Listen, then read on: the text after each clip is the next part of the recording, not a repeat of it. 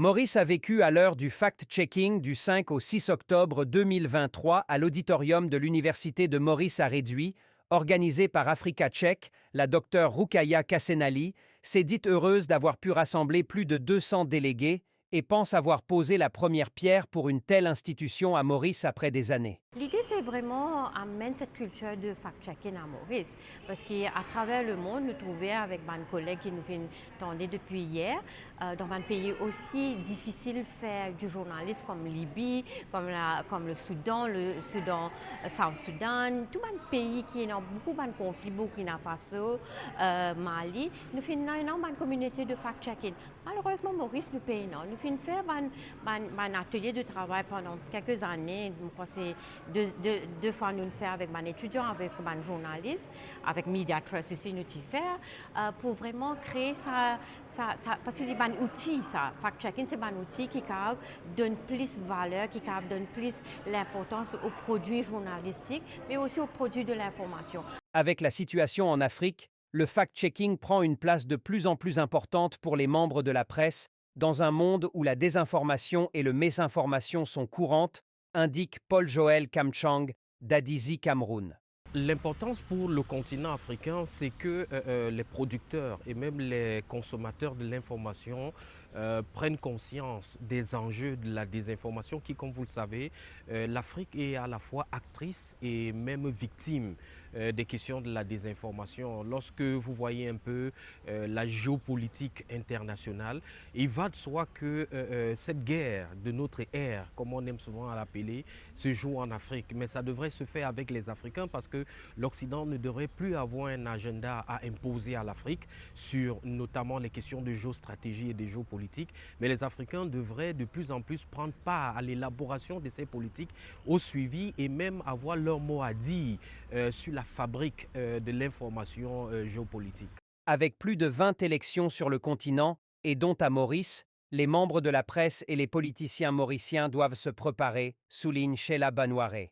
La politique, quand on fait campagne, etc., ou bien même avant campagne, et avec l'évolution des social media, nous capables d'avoir beaucoup d'affaires qui disent, qui ne sont pas basées sur la vérité, qui ne pas la vérité du tout. Donc, il y a une désinformation, il y a une misinformation, et il mislead people. Et il est capable d'avoir une implication dans les gens qui ont voté.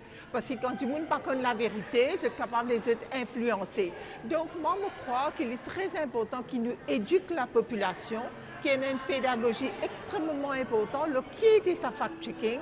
Dans Maurice, nous pas même maintenant un Mauritius fact-check. Vous connaissez, dans les autres pays, nous tendons dans ce sommet-là. Dans presque tous les pays en Afrique, c'est une plateforme qui s'appelle, c'est pas Cameroun Check ou bien Nigeria Check, etc. Dans Maurice, nous payons les. Et je crois qu'il y a un grand temps qu'il y a un real fact-checkers qui sont capables d'aider. Pas seulement les politiciens, mais tout le monde, les influenceurs, les journalistes, les gens qui font investigative journalism, sont bien capables, beaucoup plus facilement, avec beaucoup plus de facilité, trouver la vérité. Comment un intervenant qui dit un kernel of truth, c'est bien important. Mais souvent, nous avons un message qui n'est pas basé, ou bien une campagne qui peut faire, qui n'est pas nécessairement sorti et émerger de sa bonne vérité-là, ni en termes factuels, ni en termes de ce qu'ils peuvent dire. Jean-Luc Moutozami, de Média Expertise, a suivi les débats avec attention et trouve que la situation à l'île Maurice n'est pas aussi différente que sur le continent africain. Le fact-checking n'est pas une discipline, je dirais, particulière en journalisme, mais est devenu quelque chose d'important avec les flux d'informations qui nous parviennent toute la journée en direct. Il faut être capable de dire à nos audiences que ce qui leur parvient, ce qui leur est dit, est vrai ou faux. Et le fact-checking, c'est la base du journalisme en fait. C'est ce que nous faisons en rédaction lorsque nous avons le temps, lorsque nous savons que nous pourrons sortir une information après toutes les vérifications. Et cette discipline qu'est le fact-checking pratiquement en direct est quelque chose qui prend de l'ampleur, notamment en période électorale. Et c'est ce que nous entendons de la part à la fois de ceux qui sont du côté anglophone, francophone et arabophone. Et je pense que pour nous, à Maurice, c'est aussi une opportunité d'écouter ce genre d'échange parce que ça nous ramène à une de nos réalités. Nous avons parfois tendance à penser que la situation a atteint un point de non-retour. Non, si on écoute ce que disent certains collègues, nous sommes loin de là. Et donc c'est une opportunité pour nous d'éviter d'arriver dans certaines situations que nous entendons et que nous pourrons aussi entendre pendant cette conférence. Pour le correspondant de France 24, Abdullah Eharali, la vérification des données et des faits est un des piliers du journalisme ici et ailleurs, encore plus par les temps qui courent. Il y a eu une révolution dans la circulation, la diffusion et le volume d'informations qui circulent tous les jours. Nous vivons dans ce qu'on appelle aujourd'hui une ère informationnelle. L'information va dans tous les sens et n'est plus le monopole des journalistes.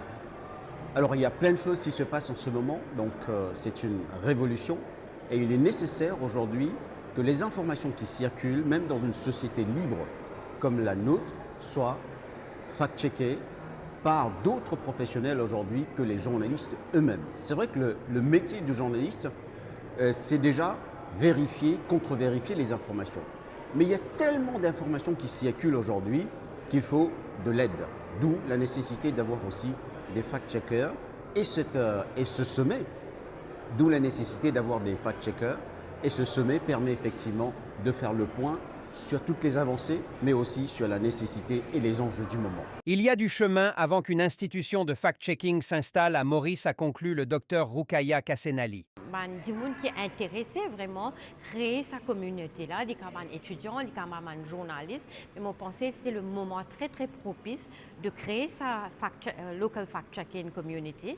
Et on connaît ce qui est plus intéressant, nous dans sa réseau continental là en Afrique, et non à peu près pendant la conférence 45 fact-checkers de communauté Invini. Alors nous avons vraiment cet écosystème qui nous a plug into, et mon pensée nous besoin faire le premier pas parce qu'il y a vraiment une opportunité à saisir.